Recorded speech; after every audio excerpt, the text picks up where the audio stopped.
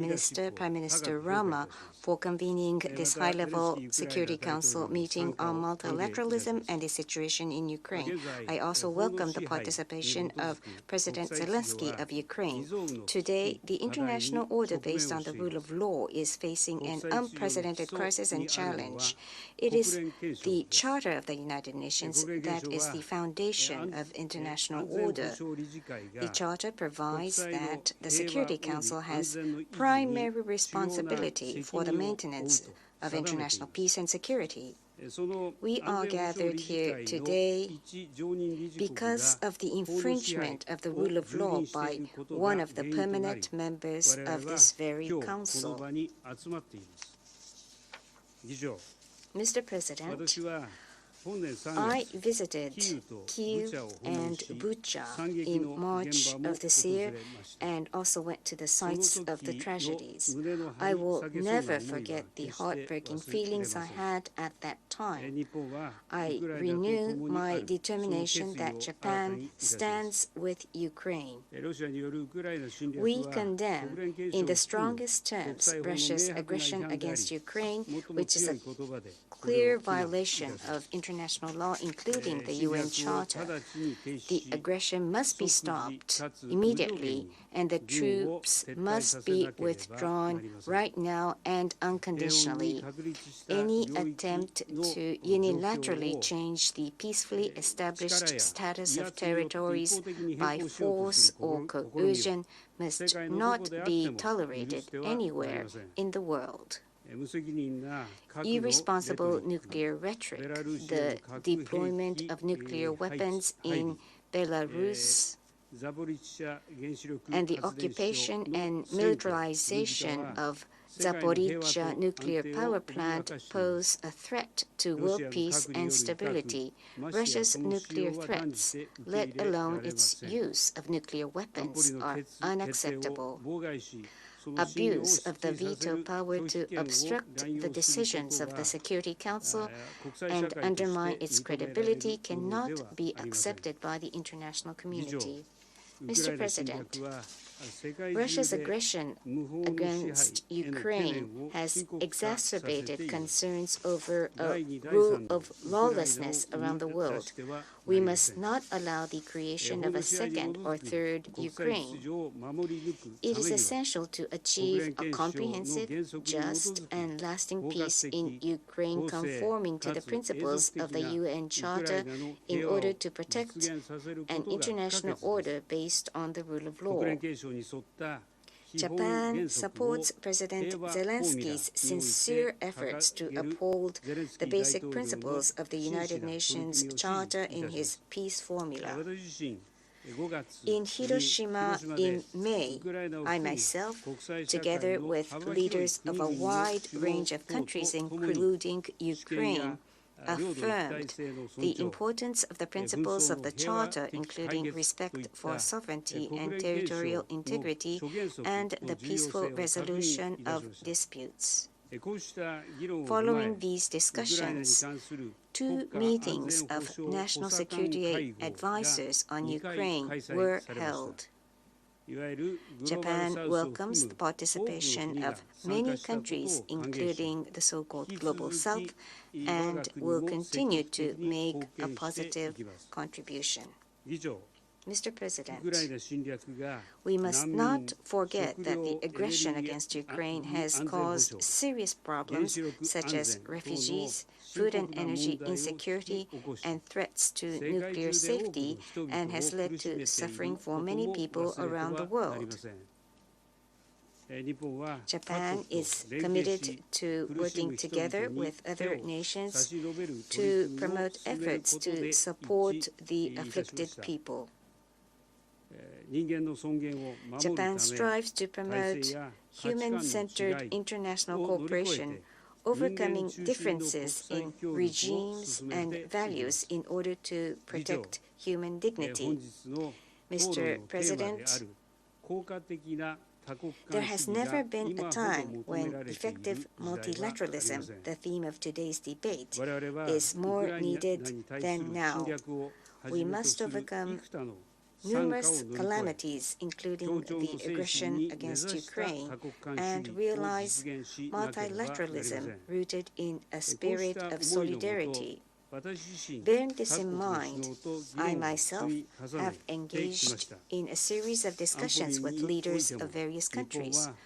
Japan has also organized Security Council open debate on the rule of law and peace building during our Council presidency to listen to the diverse voices of the international community. Japan will further strengthen its efforts to resolve issues concerning international peace and security, including through preventive diplomacy, while upholding the rule of law under multilateralism.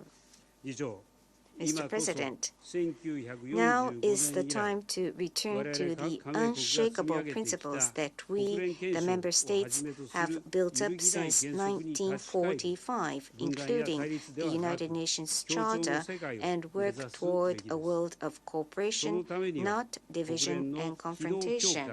To this end, strengthening the functions of the UN is an urgent task. The Security Council must be enlarged in both its permanent and non-permanent seats to better reflect the realities of today's world, including Africa.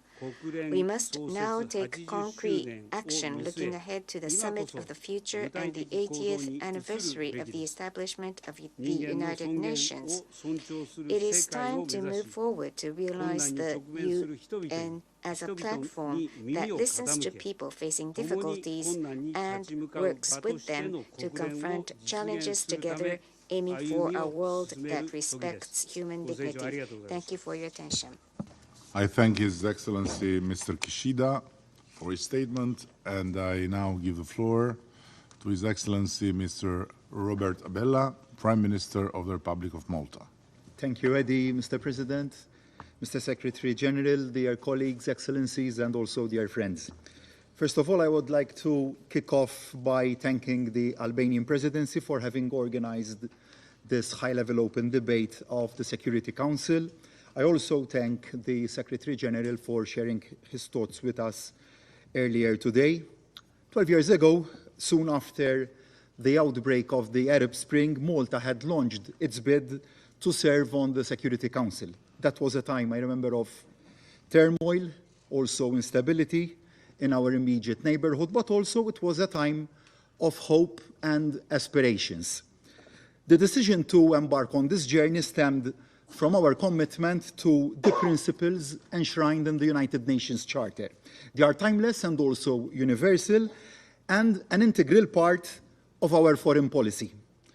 Our unwavering belief is that multilateralism, today's major theme that we are discussing, holds the answer to contemporary challenges, and that all countries should engage proactively to this end, and this served as our point of departure way back. Today, as elected members of this Council, these convictions continue to serve as our guiding light. Mr. President, more than ever, the world today needs an effective multilateral system with the United Nations at its core. We must redouble our efforts to uphold and also defend the fundamental principles that unite us. We must promote our common values at a time when they are being aggressively undermined and threatened. We must protect them and adequately respond to any contempt for these values.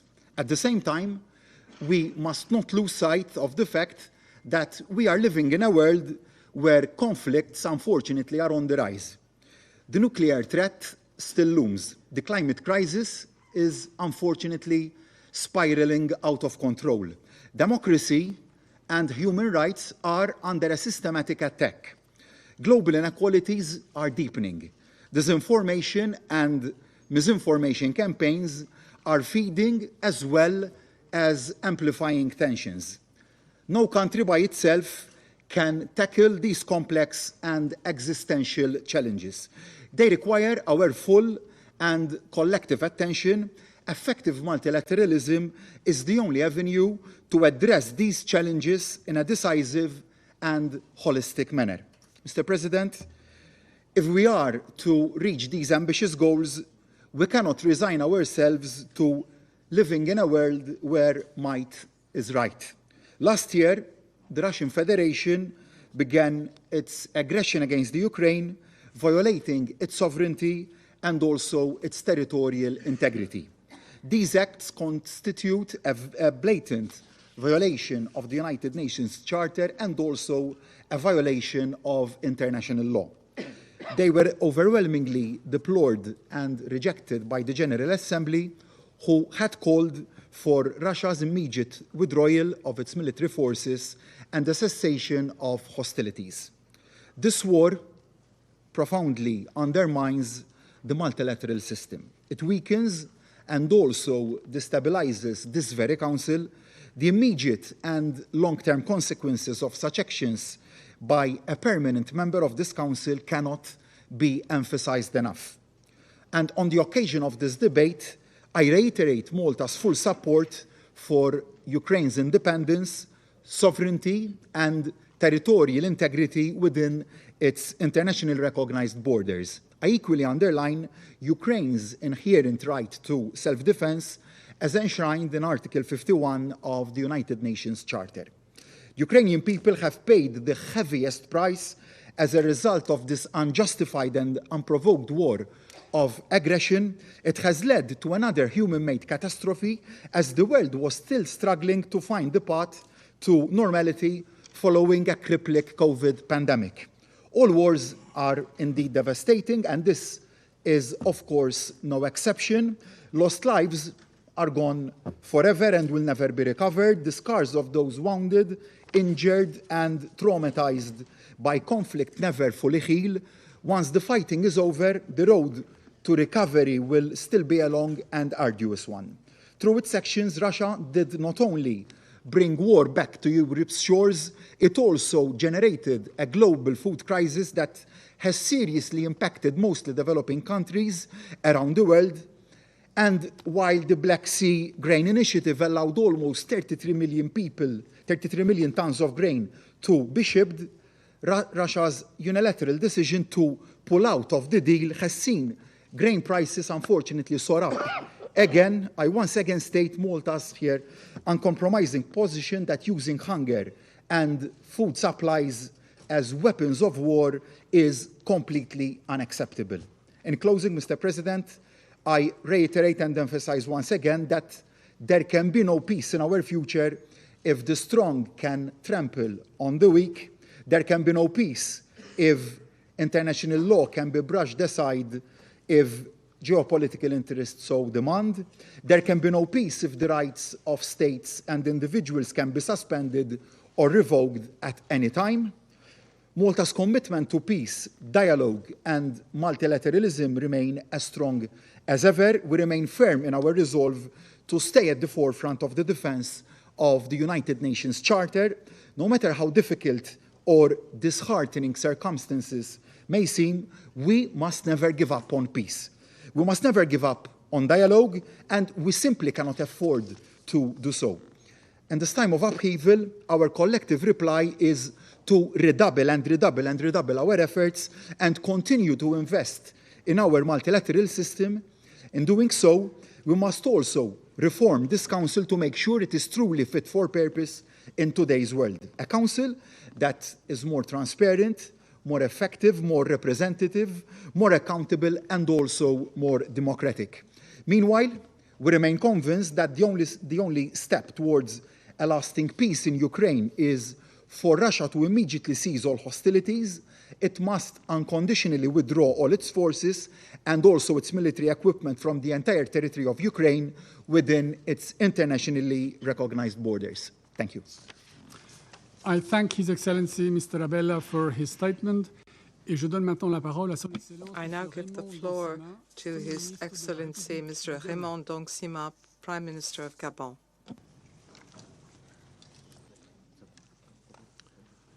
Monsieur le Président, je remercie le Mr. Secrétaire général des President, Nations Unies I thank the UN Secretary General for his enlightening briefing on the terrible conditions and the fallout of the war in Ukraine 19 months after the outbreak of war. Since the beginning of hostilities in Ukraine, my country has expressed its opposition to the war and condemned the violation of Ukraine's territorial integrity. We have unequivocally reaffirmed the principles of the UN Charter as the underpinning of our coexistence. Above all, Gabon has tirelessly called for an immediate ceasefire and for negotiations in good faith between the parties to be taken up in order to silence the weapons. 570 days since the beginning of this deadly war, the shock wave has continued to spread beyond the borders of Ukraine. Millions of people have been forced to flee within Ukraine, and millions more are now refugees beyond national borders. Deaths are counted in thousands, while indiscriminate shelling continues to target essential infrastructures, not sparing nuclear power plants, bridges, hydroelectric dams, schools, or hospitals in the path, and the nuclear threat has become even more widespread. The international system, in particular the agricultural sector, as well as many value chains, continue to suffer from the fallout of this conflict. This has worsened the global humanitarian toll by sowing hunger, precariousness, despair, and fear, but also invisible wounds such as hatred and the rejection of others. As we assess this situation, it is not clear whether or not the trauma suffered by children, women, and men exposed to the horrors of war will be reflected in the final tally of this conflict. On this point, we wonder how much horror must be suffered before de-escalation is finally considered. How much terror must be sown before the warring parties agree to sit down to talk. Mr. President, since the outset of hostilities, every rostrum in the United Nations has been the stage for accusations and for opposition. They have not provided relief or remedy for those who have fallen in the trenches or who have been crushed under the debris in the battlefields and in the cities and villages of Ukraine. An alternative to war is possible, and it must be found in existing channels outlined in the UN Charter and in relevant resolutions of this Council. Without delay, we must reconcile with the spirit of the UN Charter. Its beating heart is our common determination to spare present and future generations from the scourge of war. My country reiterates its appeal to the parties to negotiate in good faith in order to put an end to this war. We call on the parties to show restraint and responsibility. Everything must be done to ensure de-escalation and to create conditions which will allow for diplomacy. Gabon is convinced that any unilateral action which further deadlocks the situation, hardens positions, and fuels antagonisms must be ruled out. I reiterate my country's opposition to war, opposition to the war in Ukraine, but opposition to any war in the world, in particular the many chronic and cyclical wars in Africa. Rejecting the mindset of war is not fleeing war, nor is it a sign of cowardice or an opportunist stance. We must draw from the indelible lessons of the history of unjust wars, which have been hammered home, that the fact that those who cause, provoke, or maintain these wars are rarely the winners. Beyond the criminal responsibility which can be established, the tribunal of history will be uncompromising, and that is why we reject this mindset of war. We must uphold the noble ideals of the United Nations. My country has a long-standing tradition of peace, which has never let us down, even when we had to take existential choices about our future. We've always been able to opt for peace, and we continue to defend this ideal, which we believe is an imperative, because the war runs counter to the values which underpin this organization and the Security Council. Every day of war brings into question our calling, our mandate, and our credibility. In conclusion, I would like to work together with the parties to help restore peace in Ukraine, because we stand for peace in Ukraine. We support the process of peace and dialogue, and every initiative which aims to activate the channels of diplomacy and to silence the weapons in Ukraine is a good thing. We support the initiatives for peaceful coexistence between Russia and Ukraine. Thank you. Je remercie Son Excellence. I thank His Excellency, Mr. Ndong Sima, for his I now give statement. the floor to His Excellency, the Right Honourable Oliver Dowden, a Member of Parliament, Deputy Prime Minister of the United Kingdom of Great Britain and Northern Ireland. Thank you, President. I am proud to sit here today in solidarity with President Zelensky. He and the Ukrainian people have met Russia's invasion of their country with bravery and with courage. I pay tribute to their fortitude. Ukraine's fight against Russian aggression is not only a fight for freedom, it is also a fight for the principles upon which the United Nations itself is based. Principles underpinned by our Charter, which says that all state sovereignty is equal, that territorial integrity is inviolable, that disputes should be settled peacefully, and that we must protect those things together. When Russia's tanks rolled into Ukraine, they trampled over every single one of those principles. They have done so ever since. Every missile, every bomb, every false arrest, every piece of propaganda has been a flagrant assault not only on freedom, but on our multilateral rules-based system. If we allow Russia to lay waste to what we have built here, the risks to world order, the risks to us all, are grave. For over a year and a half, Ukraine has been suffering the terrible consequences of Russia's war of choice. We must never forget the human cost. 9,500 people killed, 17,000 people injured, reports of 500,000 military casualties on both sides. Russia has callously targeted schools, hospitals, even playgrounds. Ukrainians have been tortured and they have been raped. Men, women, and thousands of children have been forcibly deported from their homes. And the devastation flows beyond Ukraine's borders. Thanks to their destruction of thousands of tons of grain, the hungry and malnourished people of the developing world are Russia's victims too. That is why the United Kingdom will contribute a further £3 million to the World Food Programme to continue President Zelensky's Grain from Ukraine initiative. Of course, the only way to end this widespread suffering is through a just and lasting peace. Ukraine has demonstrated their commitment to peace time and time again, including in Copenhagen and in Jeddah this summer. But they have also shown on the battlefield this summer that they are capable of restoring the sovereignty and territorial integrity that must be the foundations of any peace. Ukraine's counteroffensive has put Russia under pressure. In total, Ukraine has regained 50% of the territory seized since the war began. And in Kharkiv and Kherson, the yellow and blue flag flies high once again.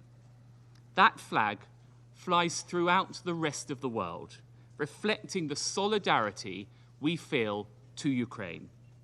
Yet we may wonder, what difference does this support make when Russia seems so impervious to United Nations demands, when it seeks to fuel its aims with arms from sanctioned states such as Iran and the DPRK, and when it conducts sham elections in Ukraine's own sovereign territory?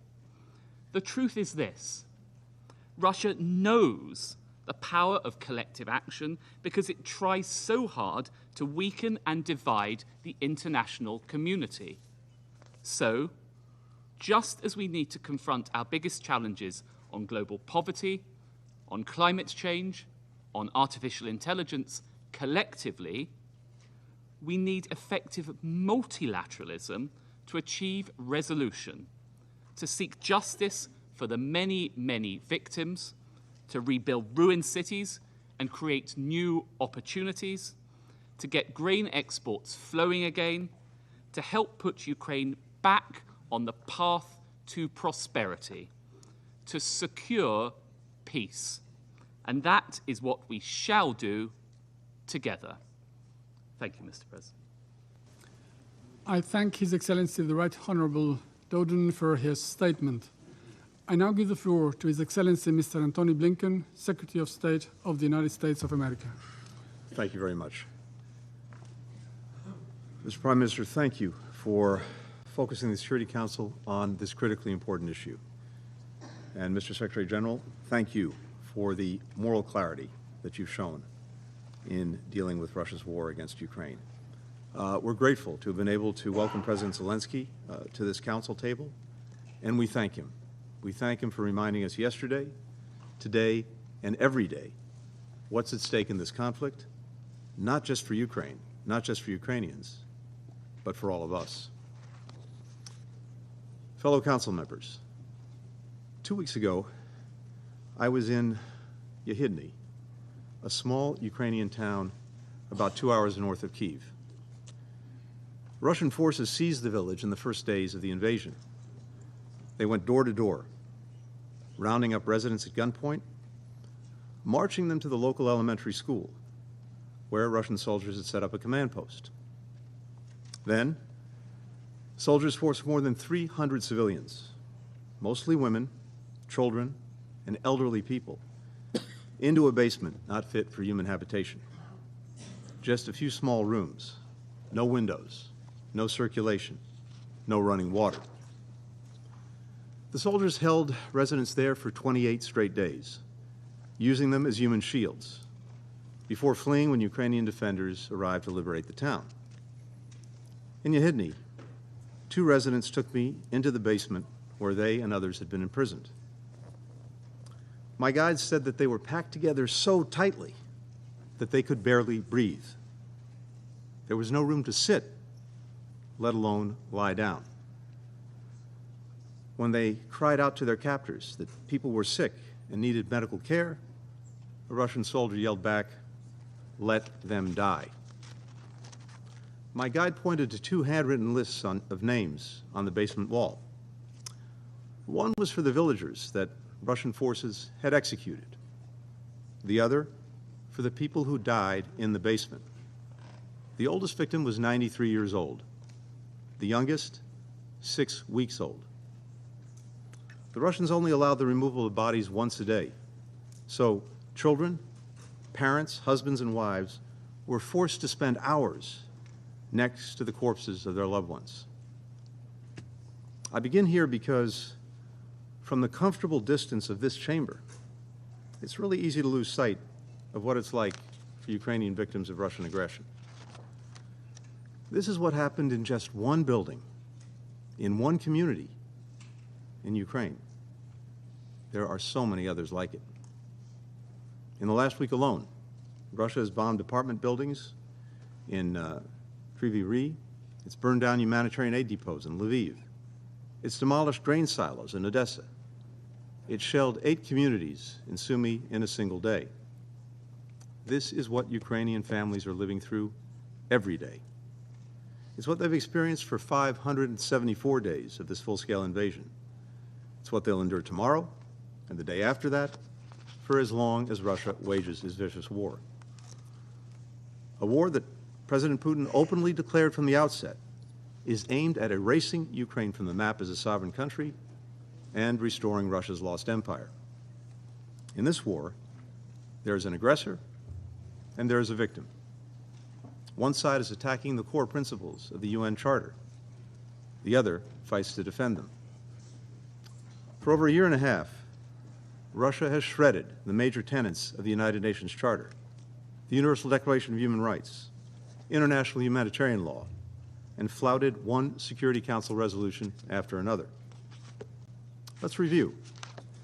First, Russia's invasion itself violates the central pillar of the UN Charter, respect for the sovereignty and territorial integrity of all nations. Second, Russia is committing war crimes and crimes against humanity in Ukraine on an almost daily basis. Third, Russia continues to engage in reckless nuclear saber-rattling, announcing that it's stationing nuclear weapons in Belarus and continuing to use Europe's biggest nuclear power plant and its employees as a shield for its aggression, risking catastrophic consequences. Fourth, Russia is weaponizing hunger. Thanks to the Black Sea Grain Initiative, brokered by the Secretary General and Turkey, approximately 33 million metric tons of grain reached global markets, driving down food prices around the world. Nearly 2/3 of the wheat exported through that deal went to developing countries. Not only did Putin pull out of the deal, but Russia is now mining Ukraine's fields, bombing its ports and rails, burning its silos. As a result, Ukraine's wheat exports will likely fall by 2.8 million metric tons this year. That is the equivalent of 5.5 billion loaves of bread trapped in the world's breadbasket. Russia, meanwhile, on track for a record year of grain exports. The hungrier the world is, the more Moscow profits. Fifth, Russia is using Iranian drones to attack Ukrainian civilians. Drones that Russia procured from Iran in violation of Security Council Resolution 2231. Finally, just last week, Russia hosted North Korean dictator Kim Jong-un. Putin said that they discussed ways to cooperate militarily, while Kim pledged the DPRK's, and I quote, full and unconditional support, end quote, for Russia's war of aggression. Of course, the transfer of arms between Moscow and Pyongyang would violate multiple resolutions of this council. It's hard to imagine a country demonstrating more contempt for the United Nations and all that it stands for. This from a country with a permanent seat on this council. President Putin is betting that if he keeps doubling down on the violence, that if he's willing to inflict enough suffering on enough people, the world will cave on its principles and Ukraine will stop defending itself. But Ukrainians are not giving up, for they've seen what life would look like if they submit to Russian control. It's that basement in Yehidny. It's families having their children torn away from them and deported to Russia. Children taken away from their parents and deported far away. It's the rubble of Mariupol. It's the mass graves of Bucha. We are not giving up either. Indeed, since we were last here, a growing number of countries have come together to try to forge a different way forward. In June, over a dozen countries met with Ukraine in Copenhagen to discuss the path toward a just and lasting peace, one that upholds the United Nations Charter and its core principles.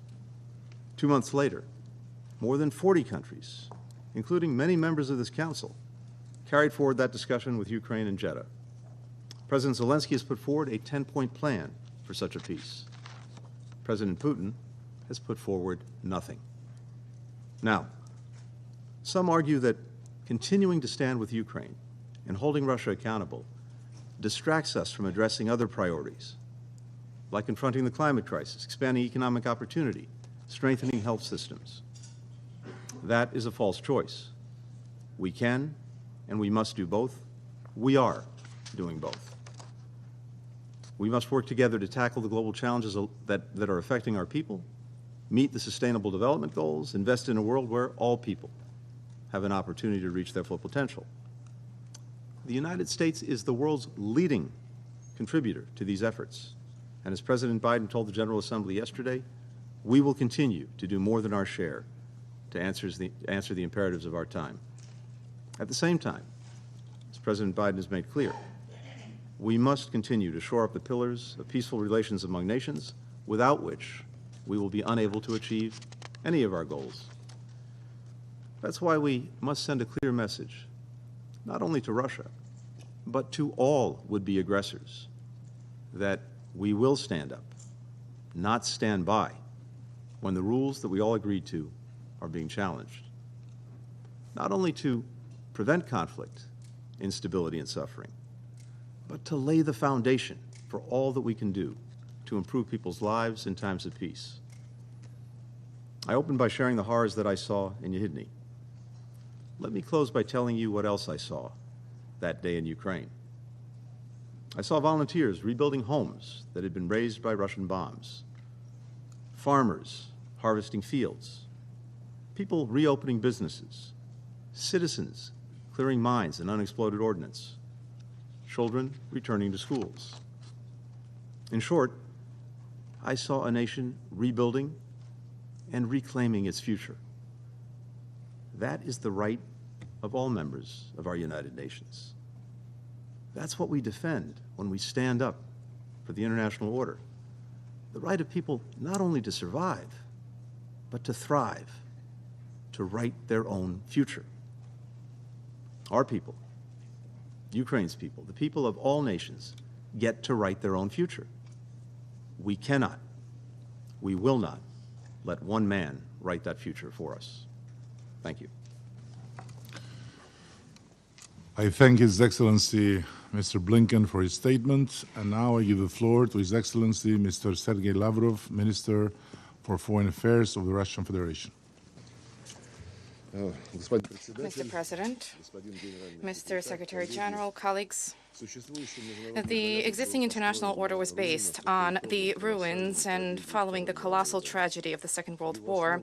Its basis was the Charter of the United Nations, became the Charter of the United Nations, the key source of modern international law. Largely thanks to it, thanks to the United Nations, a new world war was averted, a new world war which was fraught with nuclear disaster. Unfortunately, after the end of the Cold War, the collective West, led by the U.S., single-handedly decided that it would determine fates of all of humankind, and with its complex of superiority began to more frequently and broadly ignore the legacy of the founding fathers of the United Nations. Today, the West turns selectively to norms and principles on a case-by-case basis, exclusively based on their parochial geopolitical needs. This has resulted in a shaking of global stability, as well as the exacerbation and the fomenting of new hotbeds of tension. Risks of global conflict have heightened. In order to curb them, in order to bring things on a peaceful path, the Russian Federation has and continues to insist on all provisions of the United Nations Charter being respected and applied not selectively, but fully in their full and interconnected way. This includes the principle of the sovereign equality of states, non-intervention in their domestic affairs, respect for territorial sovereignty, and territorial integrity, and the right of peoples to self-determination.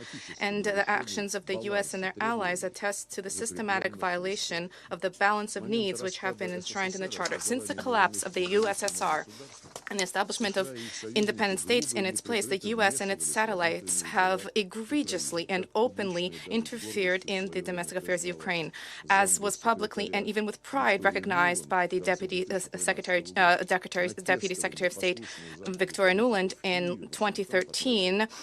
The $5 billion was spent on cultivating Ukrainian politicians in Kyiv by the West. All of the facts are being swept under the rug of their attempts to cancel all of what happened since prior to 2014. And for this reason, the theme of today's meeting proposed by the Albanian presidency is most apt, which allows us to restore the chronological succession of events, specifically in the context of relations of the main acting parties in the implementation of the principles and the purposes of the UN Charter.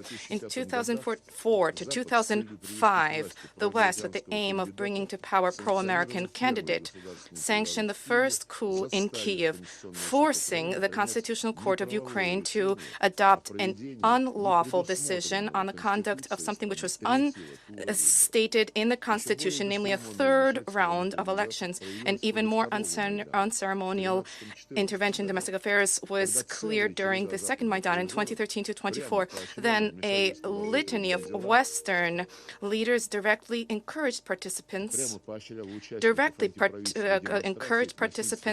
in anti-government demonstrations and acts of violence. The same Victoria Nuland discussed with the U.S. ambassador in Kiev the composition of the future government to be composed of putschists and the EU's real place in world policy. We all remember her obscene 2 words, showing that the EU swallowed this.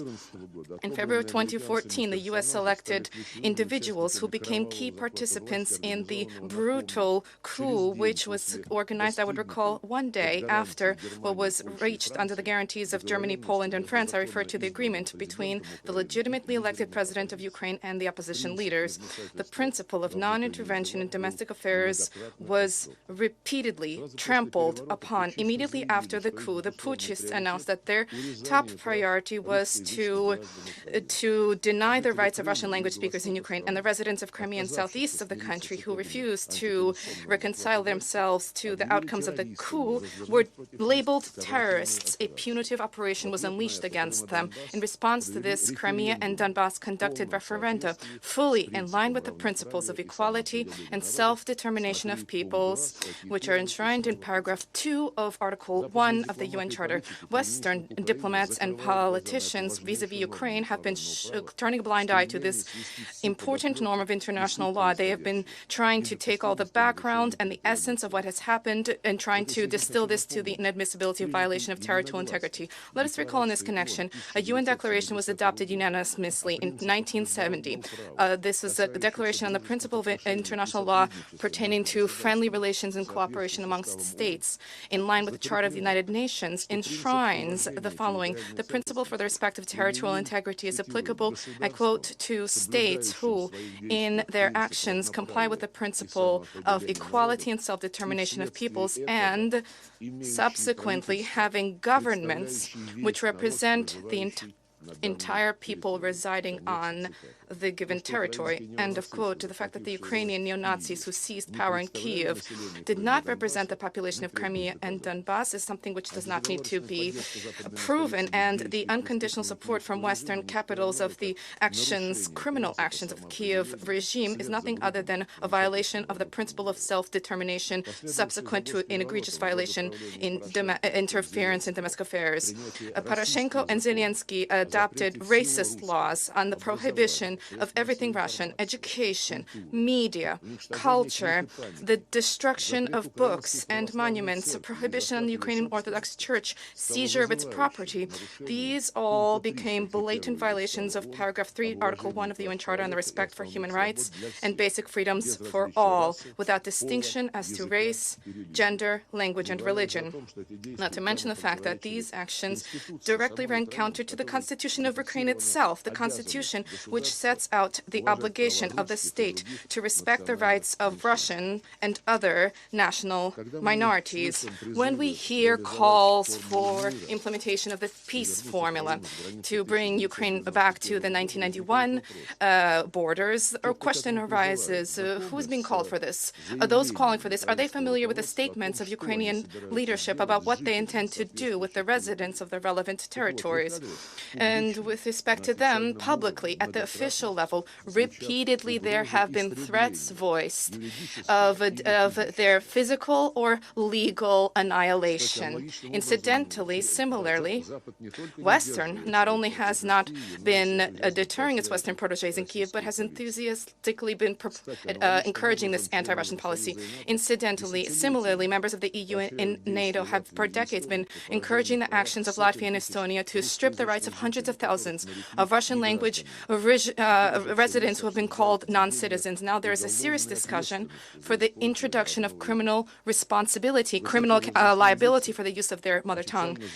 Senior officials officially state that the spread of information about the possibility of remote school programs, that this possibility needs to be considered as something almost a threat to national security, which requires the attention of law enforcement bodies. Turning back to Ukraine, in February 2015, the Minsk agreements were reached, and this included they were approved by a Special Security Council resolution, fully in line with Article 36 of the Charter, which supports, I quote, any procedure for the resolution of disputes that was adopted by the parties. In this specific case, Kiev, Donetsk, and Lugansk. However, last year, all of the signatories of the Minsk agreements, except for Mr. Putin, I refer to Merkel, Hollande, and Poroshenko, publicly, and with some kind of pleasure even, recognized that having signed this document, they had no intention of implementing it. They were simply looking to gain time to shore up the military capability of Ukraine and to funnel weapons into the country to be used against Russia. For all of these years, if the EU and NATO directly supported the sabotage of the Minsk agreements, encouraged the Kiev regime to use force to address problems in Donbass, and this was all in breach of Article 25 of the Charter, according to which all members of the United Nations agreed to accept and carry out the decisions of the Security Council. Let us recall that the package of the Minsk agreements, the heads of Russia, Germany, France, and Ukraine signed a declaration where Berlin and Paris assumed an obligation to do a lot, including to help to restore the banking system in Donbass. But they didn't move a finger. They merely observed how, contrary to all of those obligations, Poroshenko announced a trade, economic, and transport blockade against Donbass. In that same declaration, Berlin and Paris assumed an obligation to comply with a trilateral agreement in the EU-Russia-Ukraine format to practically resolve issues of concern to Russia in the area of trade, as well as to advance the establishment of a shared humanitarian economic space from Atlantic to the Pacific, I quote. This declaration was also endorsed by the Security Council and was also subject to implementation in line with Article 25. But this obligation also of the leaders of Germany and France was an empty promise and yet another violation of Charter principles. Recently, the foreign minister of the Gromyko, the Soviet Union prime minister, said better to have 10 years of negotiations rather than a day of war. Following this, we have been engaged in painstaking negotiations, reaching agreements on European security. We approved the founding Russia-NATO Act. We adopted at the highest level the OSCE Declaration on the Indivisibility of Security in 1999 and in 2010. And beginning with 2015, we insisted on the unconditional implementation of the Minsk agreements, which emerged as a result of negotiations. And this is all fully in line with the Charter of the United Nations, which demands, I quote, to ensure conditions for the just and respect for obligations which emanate from treaties and other sources of international law, I quote. End of quote. And Western colleagues trampled upon this principle as well when they signed onto these documents, knowing in advance that they had no intention, would not comply with this. This has been repeatedly seen, and Mr. Putin referred to this repeatedly, including recently. And I'd like to remind the distinguished Secretary of State that President Zelensky signed a decree prohibiting the conduct of negotiations with the government of Putin. If the U.S. is so interested in them, I don't think it would be very difficult to give the command for the decree of Zelensky to be lifted. Now, in our Western opponents' rhetoric, we hear slogans, invasion, aggression, annexation, not a word about the root causes of the problems, where they cultivated and encouraged openly Nazi regimes which openly rewrote the outcomes of the Second World War and the history of their own people. A substantive negotiation based on facts and respect for all of the requirements of the UN Charter, something which the West has avoided. And it seems that there is a fear of professional discussions that would reveal demagoguery with incantations of territorial integrity. Former colonial powers failed to mention the need for Paris to return the so-called French Mayotte and the composition of the islands, for London to withdraw from the Chagos archipelago, to begin discussions with Buenos Aires and the Malvinas Islands. The supporters of champions of territorial integrity in Ukraine now make it appear as if they don't even remember the sense of the Minsk agreements, which lies, I recall, in the reunification of Donbass and Ukraine with a guarantee for respect for the fundamental human rights. First and foremost, the right to one's mother tongue. Having torn apart these agreements, the West now bears full responsibility for the collapse of Ukraine and for the fomenting of civil war there.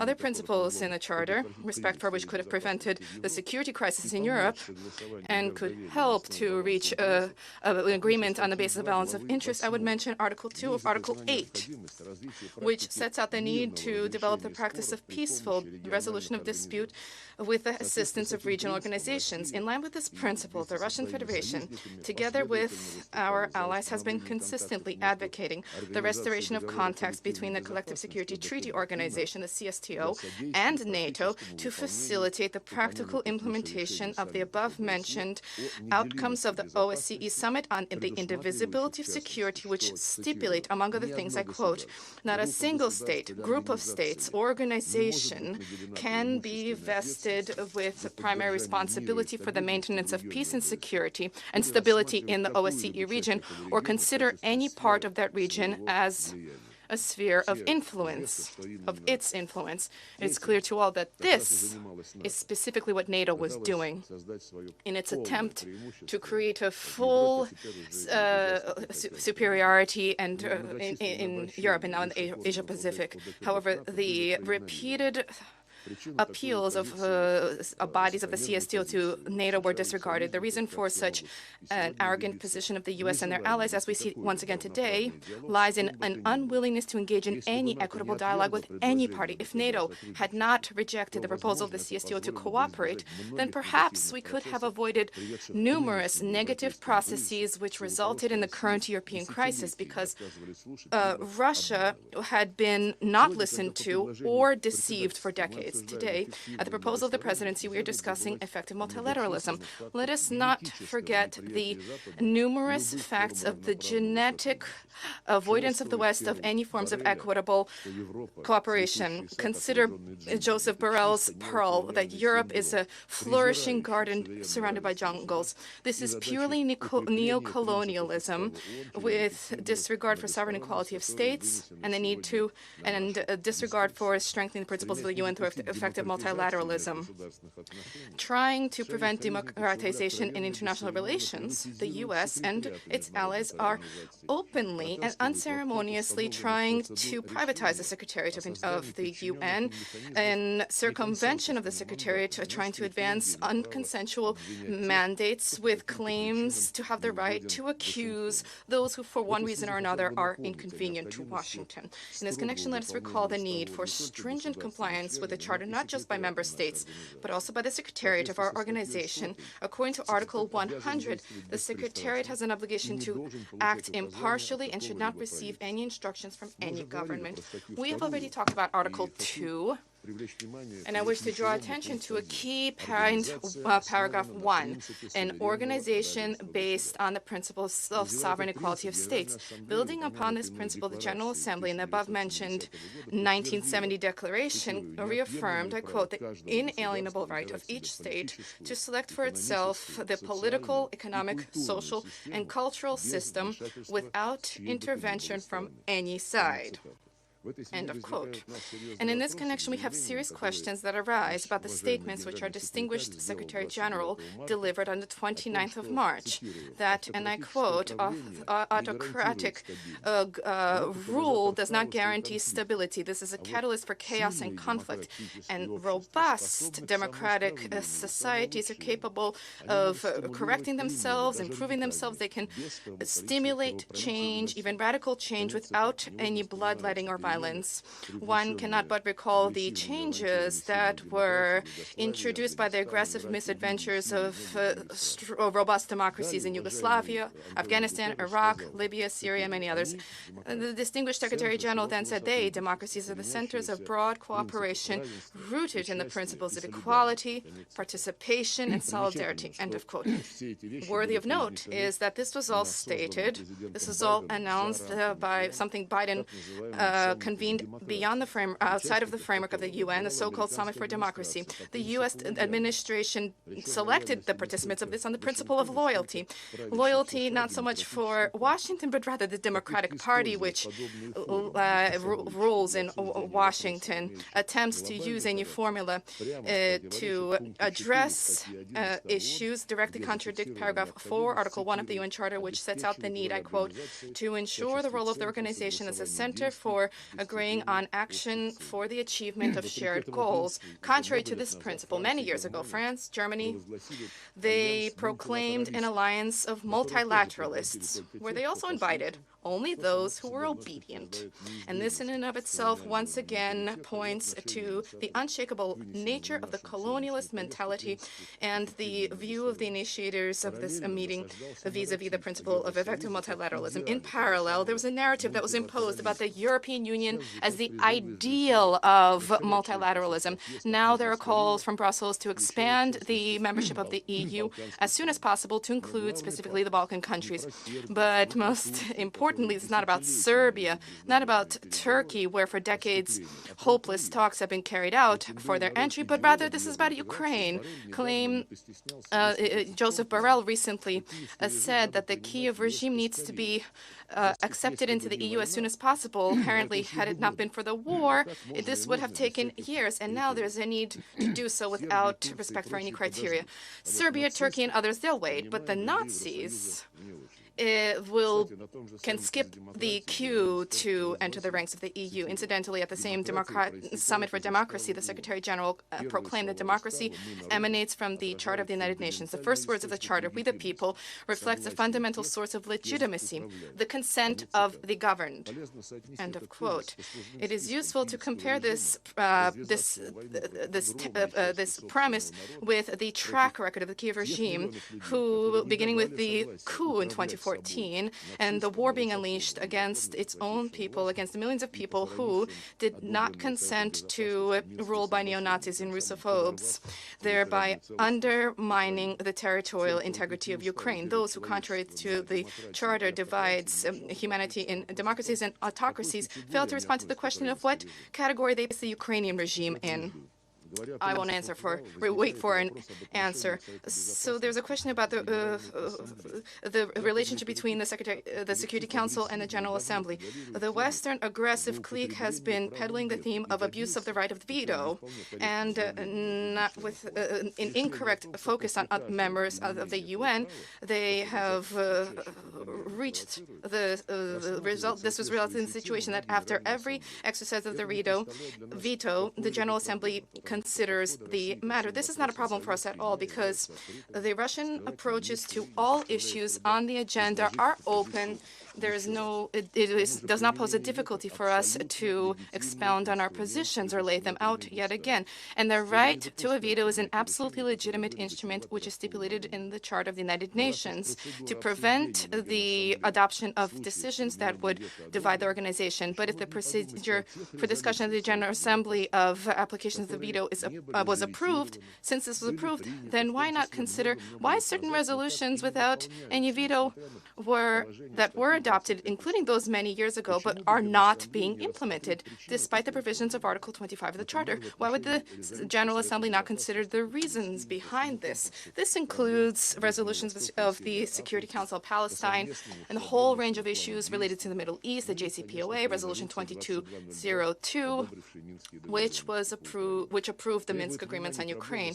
Also worthy of attention is the problem linked to sanctions regimes. This is now a norm. The Security Council, after protracted negotiations, fully in line with the Charter, adopts sanctions against a specific country. Subsequently, the U.S. and its allies impose against that same state additional, supplemental, unilateral restrictions which did not secure the consent of the Security Council and are not included in its resolution as part of the agreed-upon package.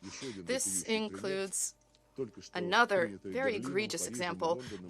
Berlin, Paris, and London just adopted a decision through their national legislative bodies, for example, to extend restrictions against Iran that were set to expire in October, which are subject to a legal conclusion in line with Resolution 2231. So the Security Council has determined that they have expired, but those countries decide that they decide on the rules. After this, any adoption of a council of sanctions, there is a need to consider the question of the adoption of any sanctions by the Security Council not be overridden by the desires of others. Also important is for sanctions regime through the Security Council to be time-bound insofar as their being unlimited in nature deprives the Council of flexibility vis-a-vis the impact on the sanctioned government's policy. There is a need to consider humanitarian limitations of sanctions. For sanctions projects introduced at the Security Council should be accompanied by assessments about their consequences through consequences by humanitarian agencies of the UN, rather than being accompanied by demagogical exhortations of Western colleagues that ordinary people will not suffer. We see a deep crisis in international relations and the lack of willingness to redress this situation by the West. And the organization is responsible for the fate of the world in the historic context. There's a need to abandon parochial, short-sighted arrangements and national elections of any given member state being taken into account. Let us once again recall, nearly 80 years ago, having signed on to the UN Charter, world leaders agreed to respect the sovereign equality of all states, large states, small states, poor ones, rich ones, monarchies, republics. In other words, even then, humankind recognized the need for equitable, polycentric world order as a guarantee for the sustainability and security of its development. For this reason, we're not talking today about subordinating ourselves to some kind of a rules-based order, but we are talking about compliance with all of the obligations which we shouldered when signing the Charter in all of their integral and interconnected nature. Thank you.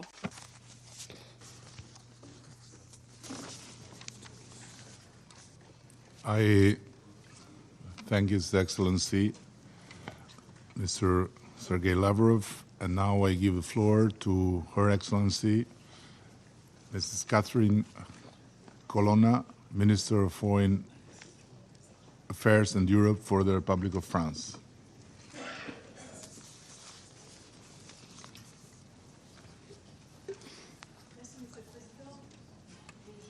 Microphone, please.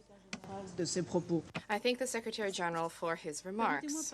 I wish to take this opportunity to begin by applauding the statement delivered by the President of Ukraine, Volodymyr Zelensky.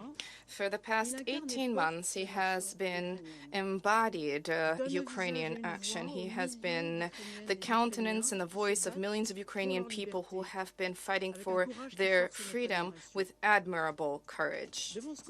Before this council, whose mandate focuses on international peace and security, his call is something which we need to respond to. On 24 24 February 2022, the Russian Federation chose to unleash a war of aggression against a sovereign state in violation of all its international commitments and principles, which for 8 decades have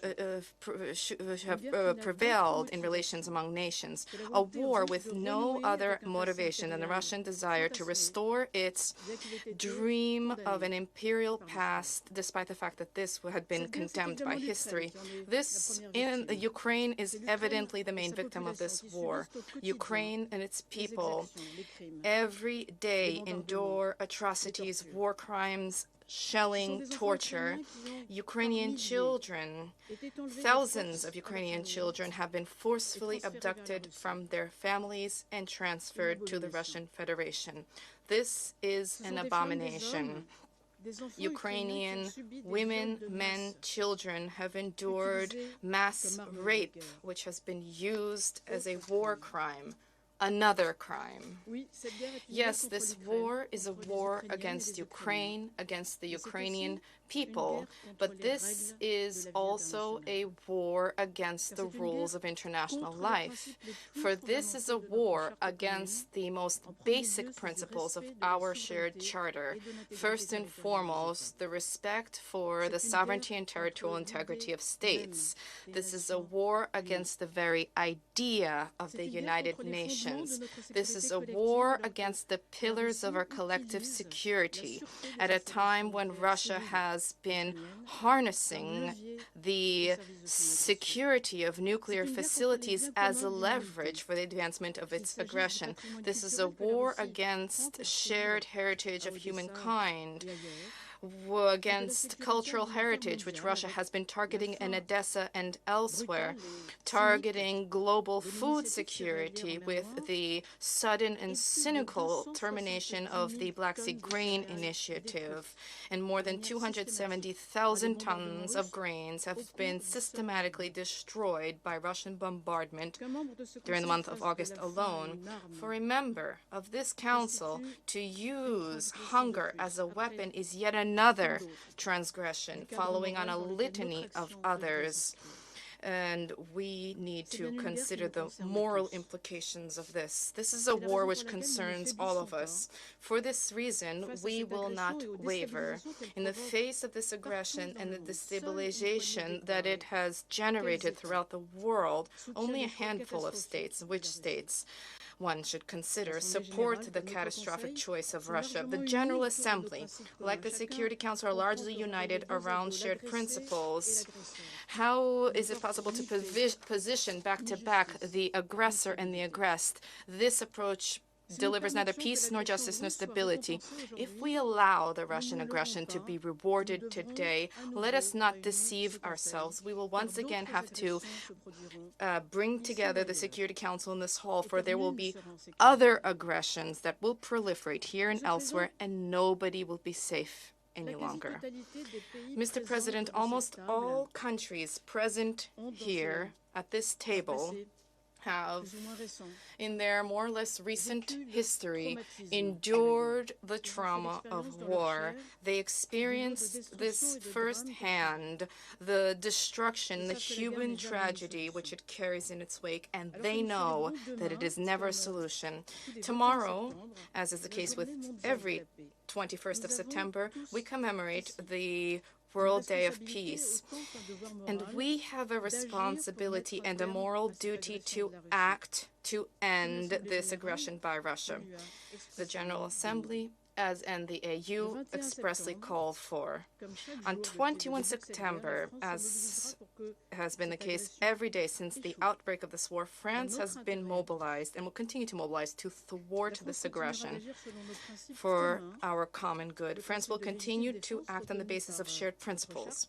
The principle of legitimate defense recognized by our charter. We will continue to pursue military and civil support and civilian support to provide Ukraine with what is necessary for it to resist the aggression. The principle of justice and dignity. We will continue to support Ukrainian and international jurisdictions to ensure that there is no impunity for crimes perpetrated by Russia. The principle of solidarity. We will continue to pursue and to step up our tangible support for the countries most hard hit by the global food crisis provoked by Russia. And we will step up our humanitarian assistance to benefit people in need throughout the world.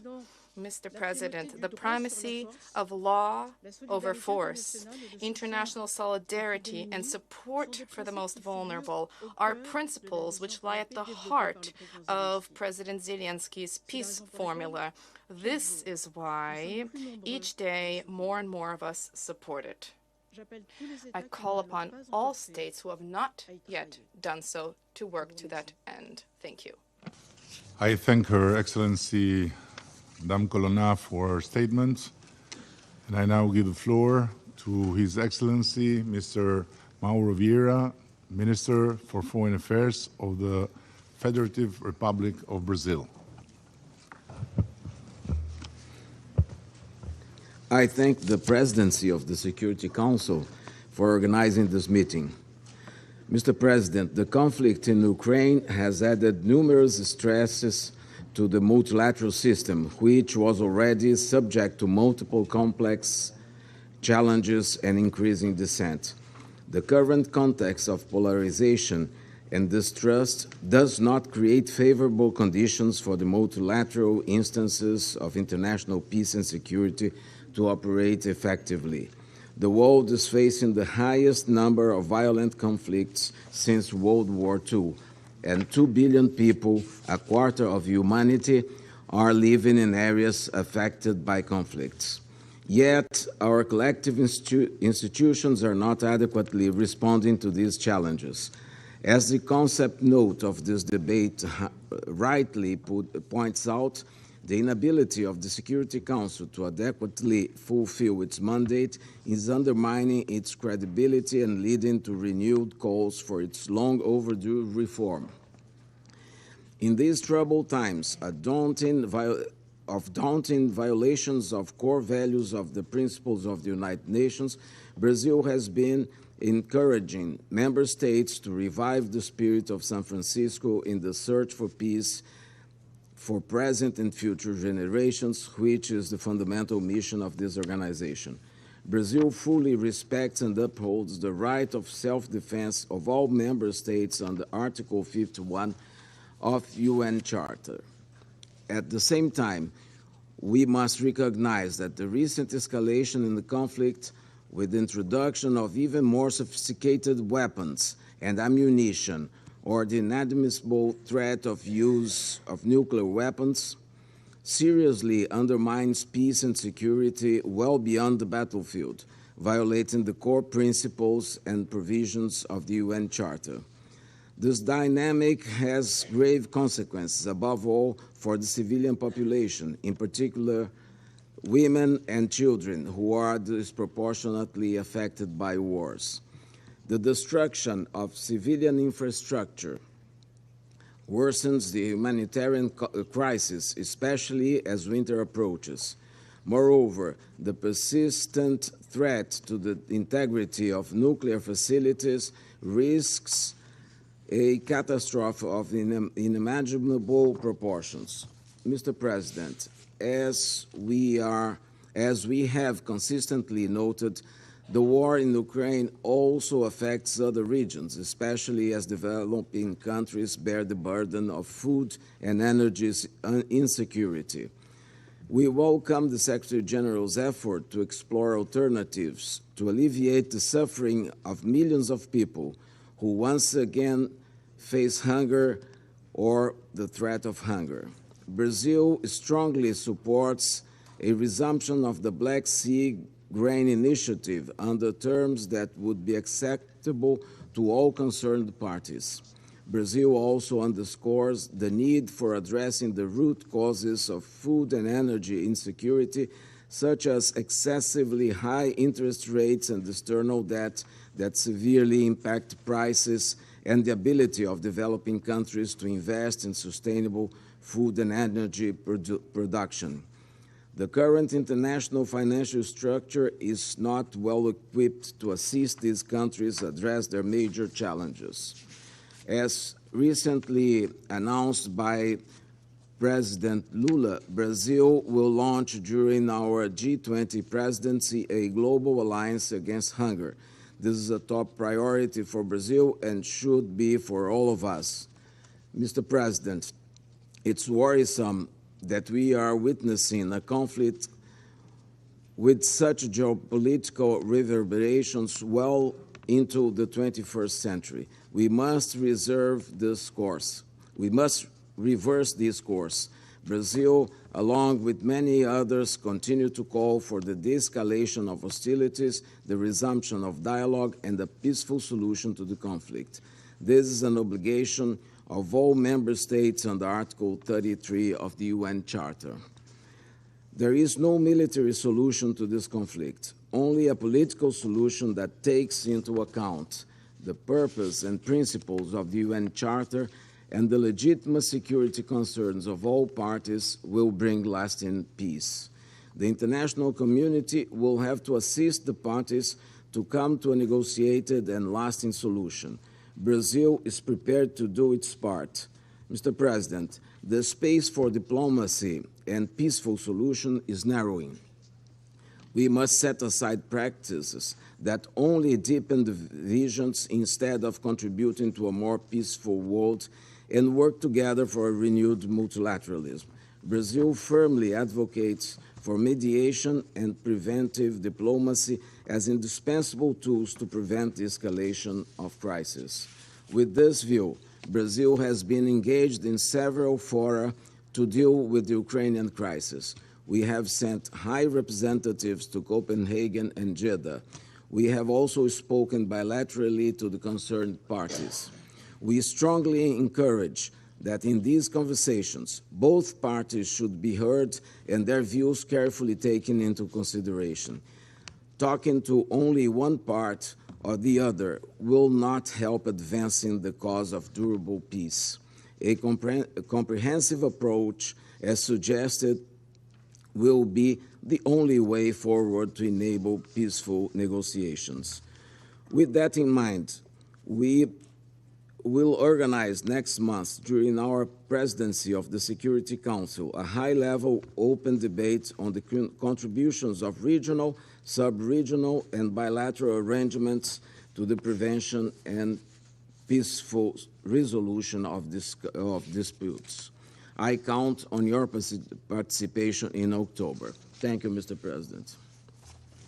I thank His Excellency Mr. Vieira for his statement, and now I give the floor to Her Excellency Mrs. Mariam Al-Mairi, Minister of Climate Change and Environment, Chief of the International Affairs Office at the Presidential Court of the United Arab Emirates.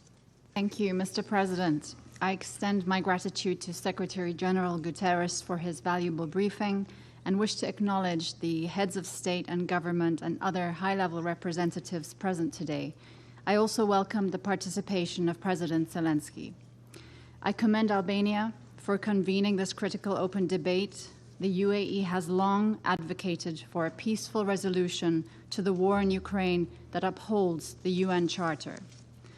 The war has wrought a devastating toll on human life, including the displacement of almost 2 out of every 3 children in Ukraine. The country now bears the grim record for the highest concentration of landmines in the world, rendering nearly 1/3 of the country no longer safe due to unexploded ordnance. This conflict has further ravaged food and transport infrastructure. We stress once again the need for all parties to comply with their obligations under international humanitarian law and specifically the protection of those objects indispensable to the survival of the civilian population. We are deeply concerned by the ramifications of the destruction of infrastructure on survivor services, health care, and other critical forms of support, especially on women and children, who already bear the brunt of armed conflict. The UAE has pledged $100 million to help address the humanitarian crisis. We have sent 11 airlifts of relief and medical supplies for children and the elderly, provided more than 2,500 generators, and sent 23 ambulances just this week. The UAE has also provided $4 million in funding for First Lady Olena Zelenska's foundation's programming for orphans.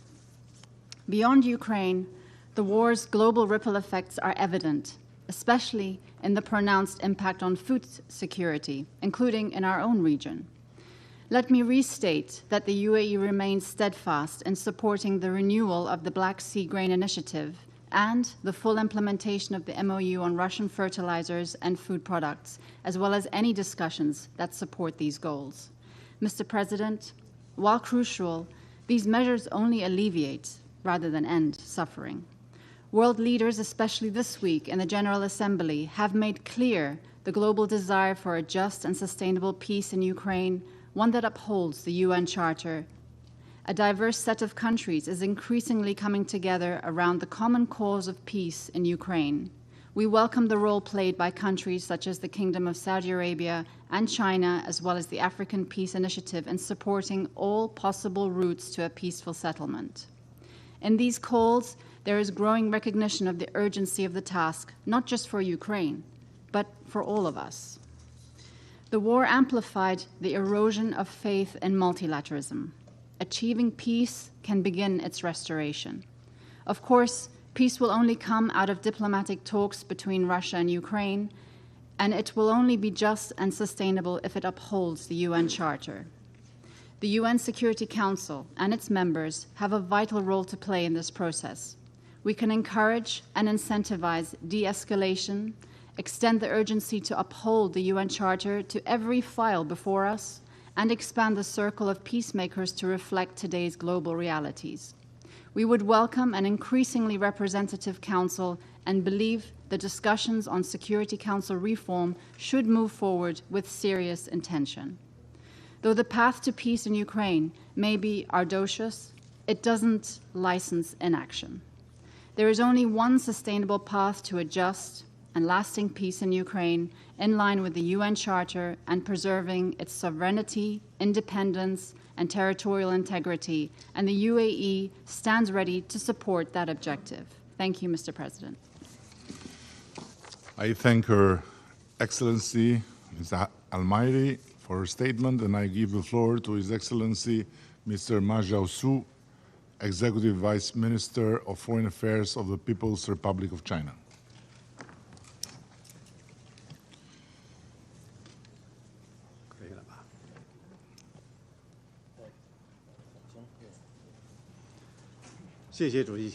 Thank you, Mr. President.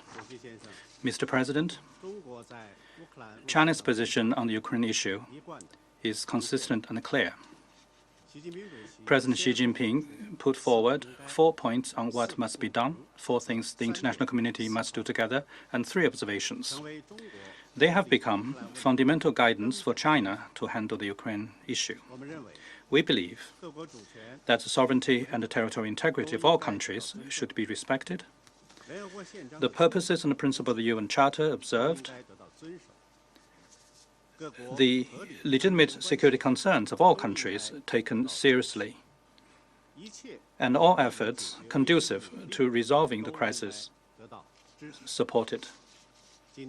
In February this year, we released China's position on the political settlement of the Ukraine crisis, laying out 12 propositions, including respecting sovereignty, ceasing hostilities, resuming talks, stopping unilateral sanctions, etc.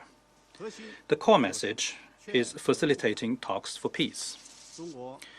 China has maintained close communication on the Ukraine crisis with various relevant parties and the rest of the international community.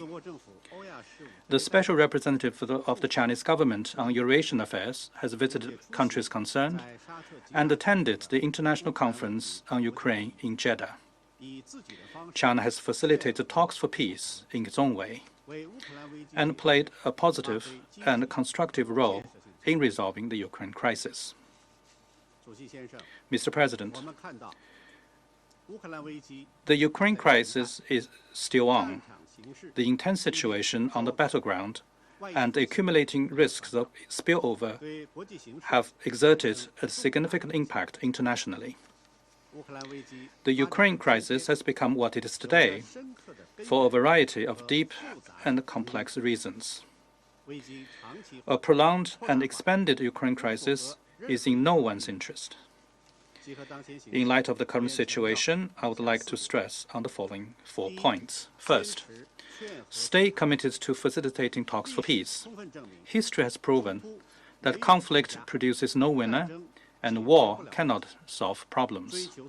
The pursuit of one's absolute security, all efforts to stoke bloc confrontation, will only intensify disagreement and conflict and will come to no good. However complicated the situation or challenging the task, it is important to stick to the general direction of political settlement, help parties concerned to build consensus, initiate talks for peace, and cease hostilities at an early date. To this end, the international community needs to create necessary conditions and atmosphere. Relevant parties need to take a long view, uphold the vision of common, comprehensive, cooperative, and sustainable security, respect each other's legitimate security concerns, and promote the building of a balanced, effective, and sustainable security architecture in Europe. Second, avoid pouring oil over the fire. All parties should exercise restraint and not increase or escalate tension. Refrain from taking any initiatives that lead to a steady escalation of the situation, and work to create necessary conditions for political settlement. We should safeguard the bottom line of nuclear security and prevent man-made nuclear accident. Third, manage the spillover risks. The Ukraine crisis has dealt a heavy blow to world economic recovery and global development, and severely affected the world food, energy, and financial security. Developing countries are the first to bear the brunt. Relevant countries should stop abusing unilateral sanctions and long-arm jurisdiction and protect the security and the smooth operation of global production and supply chains. We support relevant parties in maintaining communication with Russia and Ukraine on the Black Sea Green Deal and assuming the deal on the basis of balanced consideration of the concerns of both sides, with a view to earnestly protecting global food security. Fourth, ease the humanitarian crisis. In 2023, as many as 339 million people around the world are in need of humanitarian aid, some 70 million more than at the beginning of 2022. The Ukraine crisis has produced millions of displaced people and destroyed multiple important large-scale infrastructure. The parties to the conflict should strictly observe international humanitarian law, follow the principles of necessity, distinction, and proportionality, protect civilians and civilian infrastructure, and provide rapid, safe, and unimpeded humanitarian access in order to lessen the suffering of civilians. The international community and the humanitarian institutions should honor the principles of humanitarian aid and step up efforts to help people affected, tide over difficulties. China attaches great importance to the humanitarian situation in Ukraine. At the beginning of the crisis, we put forward a 6-point initiative for preventing a massive humanitarian crisis, and have all along played a constructive role in easing the humanitarian situation. We have provided multiple batches of humanitarian supplies to Ukraine. Mr. President, China will stay committed to the true multilateralism, stay committed to an objective and just position, and will always stand on the side of dialogue, on the side of peace, and on the right side of history. We are ready to work with Security Council members and relevant parties to continue playing a constructive role for the political settlement of the Ukraine crisis. Thank you, Mr. President. Thank you, Your Excellency, Mr. Ma, for your statement. And now I give the floor to representatives of Mozambique. Thank you very much, Mr. President. I wish to thank the Albanian presidency for convening this briefing. We also wish to express our deep gratitude to the Secretary General for his invaluable insights. Mr. President, it is not redundant that we remind ourselves of the importance of multilateralism, fostering cooperation, partnership, interaction between states based on a shared system of norms and values. Multilateralism also involves consultation, dialogue, inclusion, respect, solidarity, and is guided by collectively developed rules that ensure sustainable and effective cooperation. More significantly, the importance of multilateralism lies in its ability to enable us, sovereign states, to solve complex challenges collectively that they could be not overcome individually.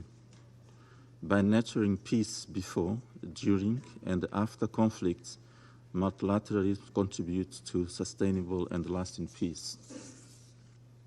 It is in this regard that the Security Council must play its crucial role in maintaining international peace and security by facilitating political process, protecting civilians, preventing wars, promoting human rights, and restoring the rule of law. Mr. President, this protracted conflict between Russia and Ukraine constitutes a grave risk to the maintenance of global peace and security. This, in essence, perfectly illustrates the struggle multilateralism faces.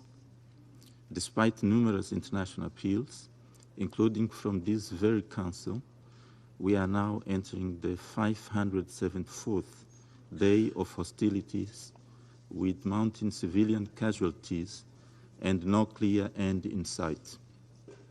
It is indeed a 21st century tragedy unfolding under our collective gaze and the scrutiny of the entire world. This conflict unfolds both on the battlefield and amidst a perplexed and divided public opinion, pushing our contemporary multilateral system to its breaking point. Our multilateral system, as we all can attest, has, despite its imperfections, weathered numerous crises.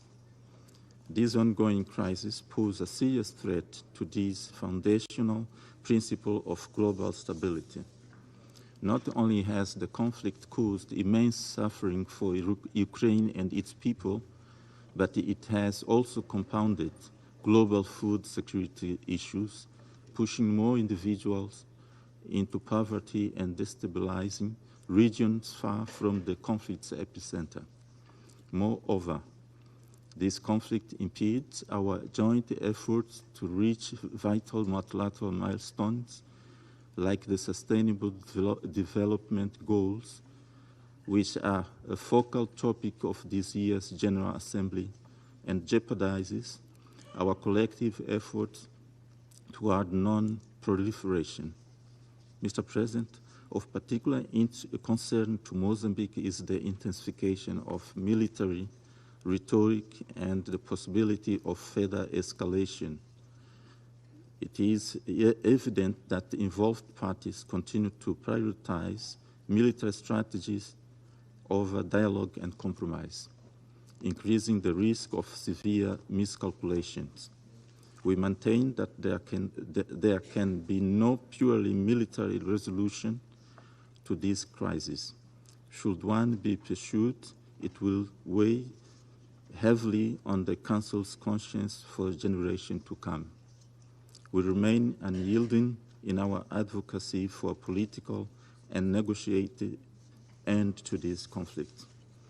We once again urge all parties to silence the guns, engage in earnest in diplomatic efforts aimed at the swift resumption of direct negotiations. A lasting peace, consistent with the Charter, remains the sole viable solution. I thank you, Mr. President. I thank the distinguished representative of Mozambique, and now I give the floor to His Excellency, the Chancellor of Germany, Mr. Scholz. Mr. President, colleagues, excellencies, It has been almost 19 months since Russia started a brutal war of aggression against its sovereign neighbor, Ukraine. Tens of thousands of soldiers and Ukrainian civilians have been killed. Countless Ukrainian children have been abducted. Russian troops have murdered, raped, and tortured. They are razing towns and villages to the ground. They are mining entire regions, turning cornfields into death traps. This war is taking place in Europe, but its repercussions are felt throughout the world. Russia has deliberately removed millions of tons of grains and fertilizer from the world market, which countries around the globe need to guarantee food security. Russia is deliberately targeting grain silos and port infrastructures. And Russia has withdrawn unilaterally from the Black Sea Grain Initiative, triggering more poverty and more food insecurity all over the world. There is no justification for that. Any claims that sanctions are hampering Russian exports of crops and fertilizer are false. There are no sanctions impeding such exports.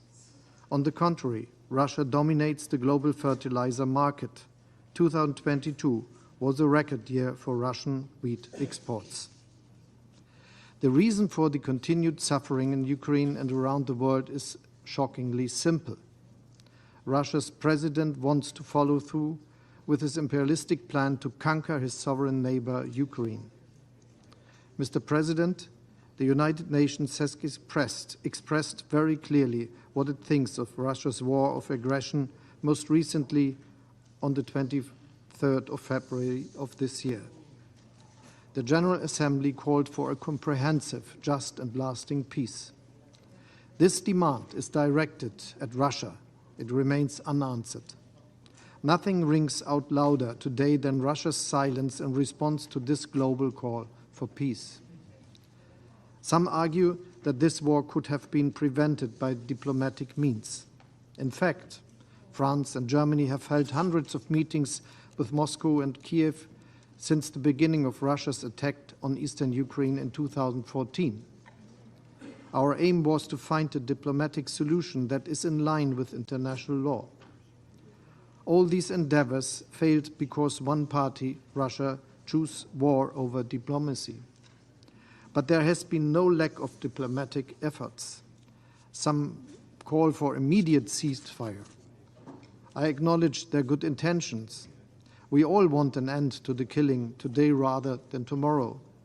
And yet we must beware of seemingly easy solutions that promise peace in name only. Peace without freedom is oppression, and peace without justice is a dictate. In the resolutions of the General Assembly, we have laid out the path towards peace. Peace means respecting the UN Charter. Peace means respecting the territorial integrity and political independence of Ukraine. That is the promise of UN Charter gives to every United Nations member state. No one longs for peace more than the Ukrainians. The peace plan that the Ukrainian president has laid out is proof of that. The recent meetings in Copenhagen and Jeddah were important. This work should be continued. It should be continued in the pursuit of one goal, finding peace that respects the principles of the UN Charter. Mr. President, the more decisively we rally behind these principles, the more determined we are in pushing for a just peace, and the more united we are in our rejections of Russian aggression, the sooner this war will end. The sooner this human suffering will end in Ukraine and around the world. This goal is worth our utmost efforts. Thank you. I thank the Chancellor of the Federal Republic of Germany, His Excellency Mr. Olaf Scholz. There are still a considerable number of speakers remaining on my list for this meeting, so I intend, with concurrence of members of the Council, to suspend the meeting until 15:30 or 3:30 p.m. for our American friends. So the meeting is suspending.